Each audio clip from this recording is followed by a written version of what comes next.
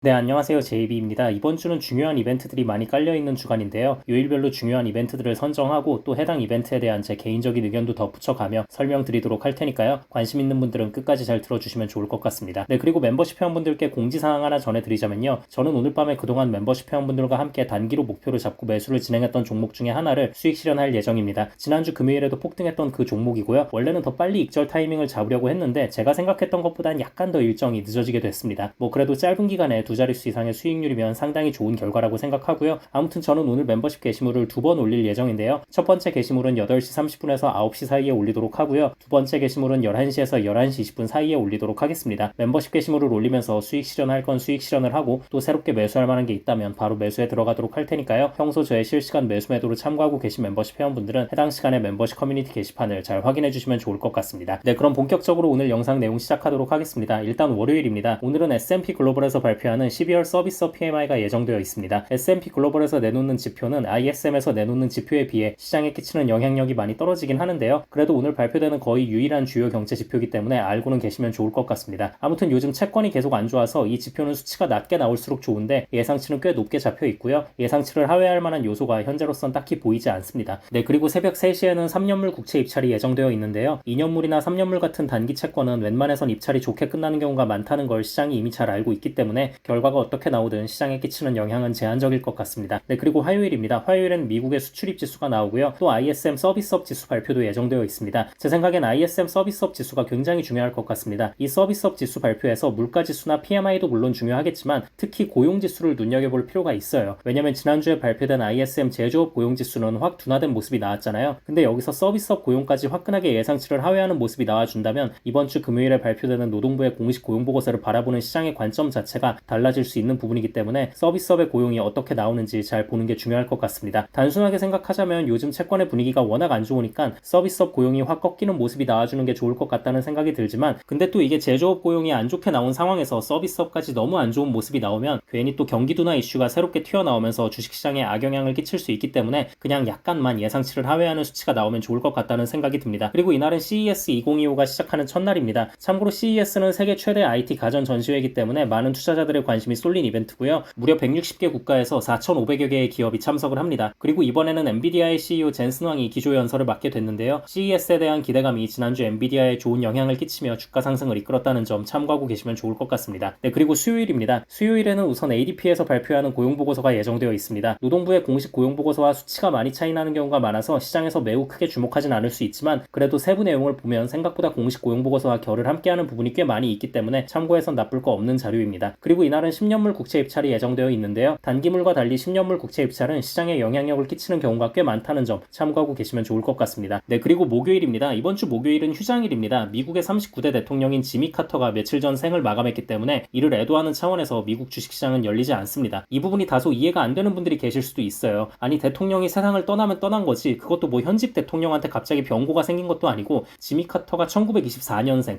100세의 세상을 떠났거든요. 그러면 그냥 그 정도면 잘 살다 가셨네. 근데 뭘 주식시장까지 달아가면서 국가 애도일로 지정을 하지? 라는 생각이 드실 수 있잖아요. 참고로 정부기관이나 학교도 다 쉽니다. 이렇게까지 하는 게 이해가 안 되실 수 있는데 그냥 미국만의 독특한 문화라고 생각하시면 될 것 같습니다. 미국은 전현직 대통령의 장래를 굉장히 중요하게 여겨요. 집권 당시 잘했든 못했든 그런 걸 다 떠나서 어쨌든 국가의 대표로서 희생과 봉사를 했다는 점을 높게 쳐주는 문화가 있다는 점 상식 차원에서 알고 계시면 좋을 것 같습니다. 네, 그리고 금요일입니다. 이번 주에 가장 중요한 날이죠. 일단 노동부의 공식 고용보고서 발표가 예정되어 있는데요. 예상치만 놓고 보자면 나쁘진 않습니다. 고용 수치는 전달에 비해 22만 7천 건 감소한 15만 3천 건으로 예상치가 잡혀 있고요. 임금 상승률은 0.4에서 0.3으로 떨어질 것으로 보고 있고 실업률은 4.2% 그대로 유지. 이대로 예상치대로만 딱 나와주면 채권 시장과 주식 시장 모두의 호재로 작용할 수 있을 것 같다는 생각이 듭니다. 그리고 금요일엔 중요한 이벤트가 하나 또 예정되어 있는데요. 반도체 섹터의 절대적인 선행 지표라고 볼 수 있는 TSMC의 12월 매출이 공개가 됩니다. 시장에선 이번 TSMC의 12월 매출이 예상치를 상회할 것으로 보고 있고요. 영업이익률 역시 58.2%가 나오면서 2년 만에 최고치가 나올 가능성을 높게 보고 있다는 점 참고하고 계시면 좋을 것 같습니다. 네, 그럼 오늘 영상은 이쯤 하면 될 것 같고요. 저는 영상 초반에 말씀드렸다시피 오늘 밤에 멤버십 게시물을 올리면서 멤버십 회원분들과 함께 단기로 목표를 잡고 진행했던 종목 중 하나를 수익 실현하고 또 새롭게 매수에 들어갈 만한 게 있으면 바로 매수에 들어가도록 할 테니까요. 평소 저의 실시간 매수 매도를 참고하고 계신 멤버십 회원분들은 해당 시간에 멤버십 커뮤니티 게시판을 잘 확인해 주시면 좋을 것 같습니다. 네, 그럼 구독자분들 모두 좋은 하루 보내시고요. 멤버십 회원분들은 오늘 밤에 미국장 시작하면 그때 또 다시 뵙겠습니다. 감사합니다.